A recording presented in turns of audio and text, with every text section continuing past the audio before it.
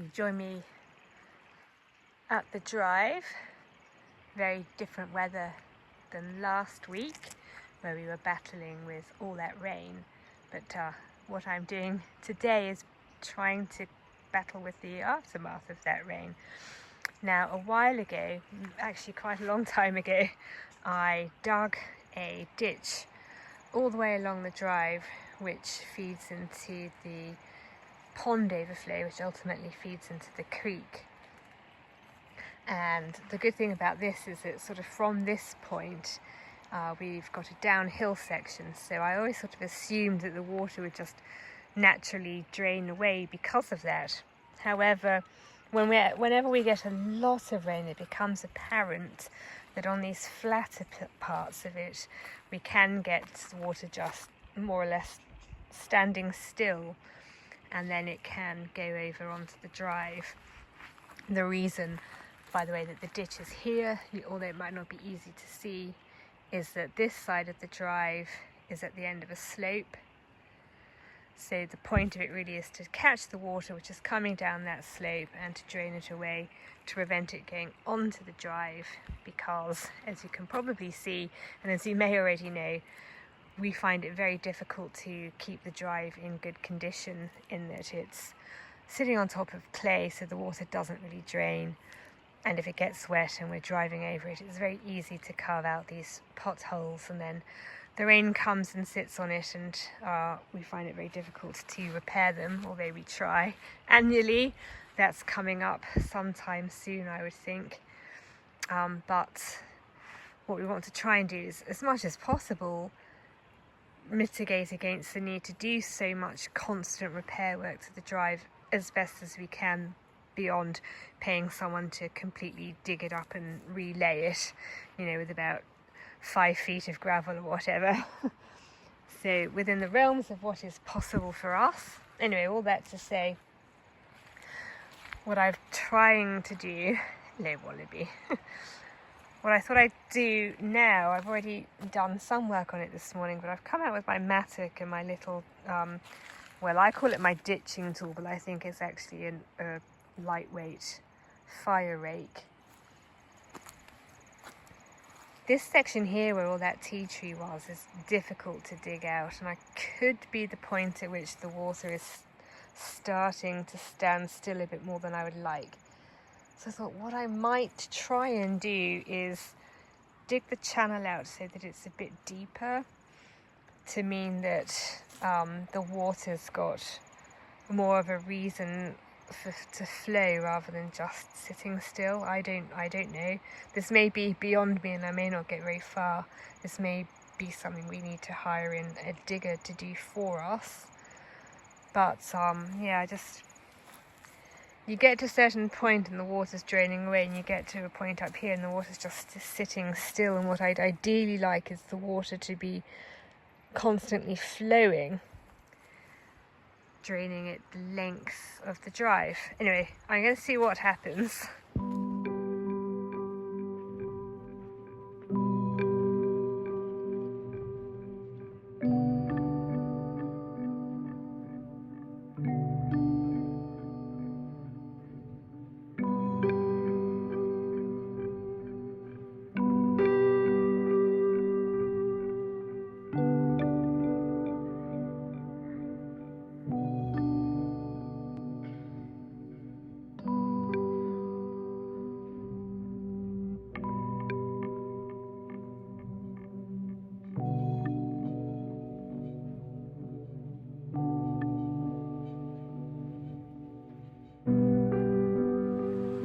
Good morning.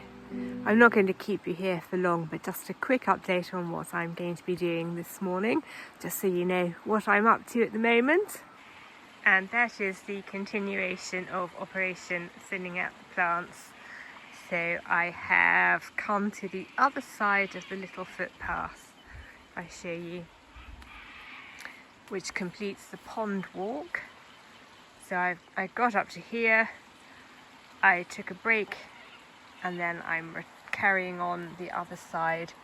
So mostly what I'll be doing here is taking out some of this tea tree, just clearing it up a bit so there's not such a thicket and density of plants right by the drive.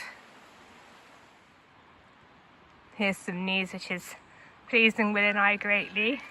I'm not sure how well you can see, but this is the Bramley Apple.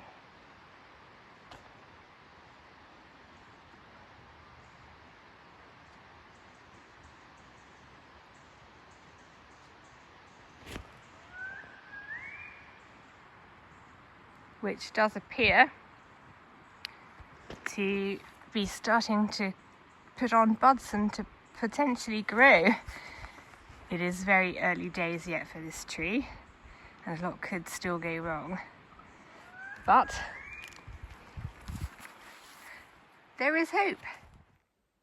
I'm very excited because I'm about to go and do something I haven't been able to do for a while, which isn't marshalling a sporting event, but going for a bit of a run. You won't know, but several months ago now I took a really bad tumble and I very badly sprained my ankle. For one injury after another, my legs are doomed. Anyway, and so I haven't been able to keep up with my walking. By now I was hoping to have done my 50-kilometre walk. I've had to put that on the back burner. Anyway, but things are looking up, and whilst we were in the city, you may have seen the vlog where I went to the exhibition. We went to the nighttime light show at the gardens. I did take my running stuff and I attempted running a track there called the Tan, which is 3.5-ish kilometres, something like that. And I haven't run it before, and I managed to do it on 2 consecutive occasions. And that was fine. So now I'm going to try and run up the hill, which is something I haven't done for a very long time. I'm not a natural runner, it doesn't come easily to me, but I do have some sort of breathing issues which I find are ameliorated, weirdly enough, by putting them under extreme pressure.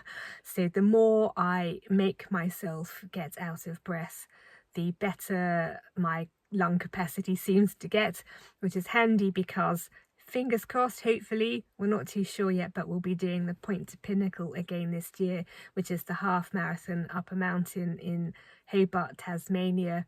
And this, if we do go this year, this will be the first time that I would have incorporated running into my training for that event, and I'm hoping that that'll mean that I am able to have more stamina and possibly go faster because I will have improved my lung capacity. Anyway, I'm off to do that. I'll catch up with you at some point.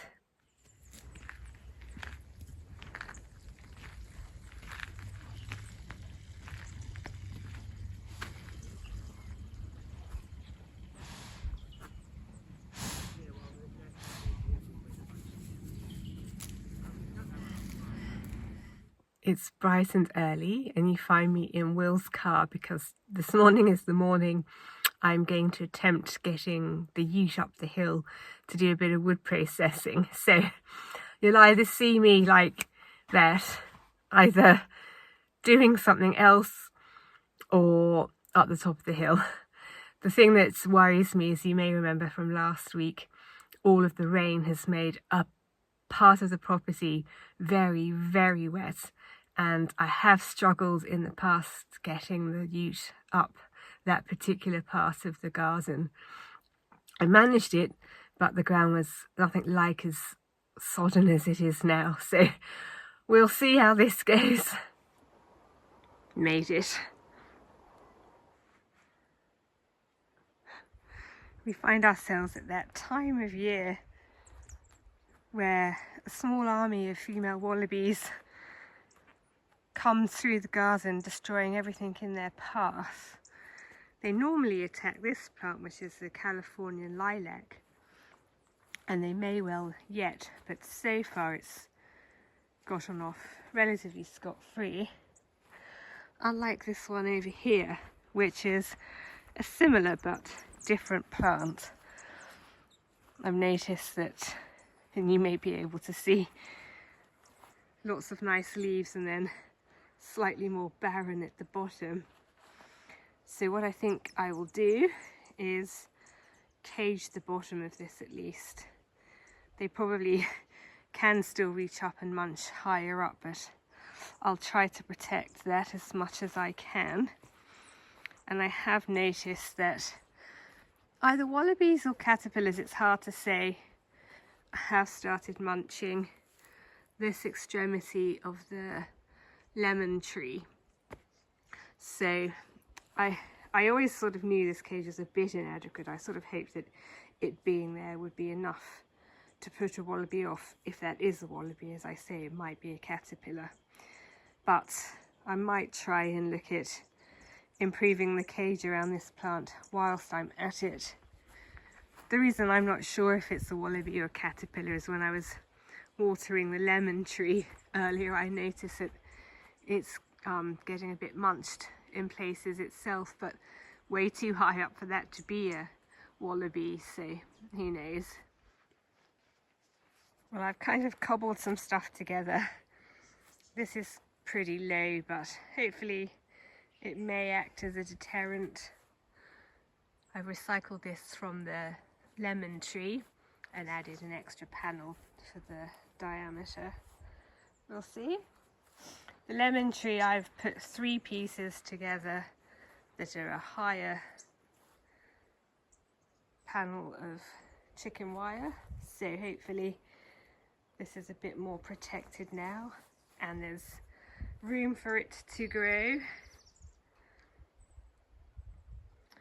And then I did the same as last year. This Californian lilac is very big and they mostly attack it from the lawn side. So I've put this piece of wire up around it on the lawn side, although they haven't started eating it yet. I wouldn't be surprised if this is where they turn their attention to. Now I've caged those other plants, so at least this side of it's protected. And hopefully we'll get a better flush of flowers than we have done previously with this, just because it suffers so much from getting eaten by the wallabies, who are nice to look at but an absolute pain in the arse. Anyway, I'm off to clean my car.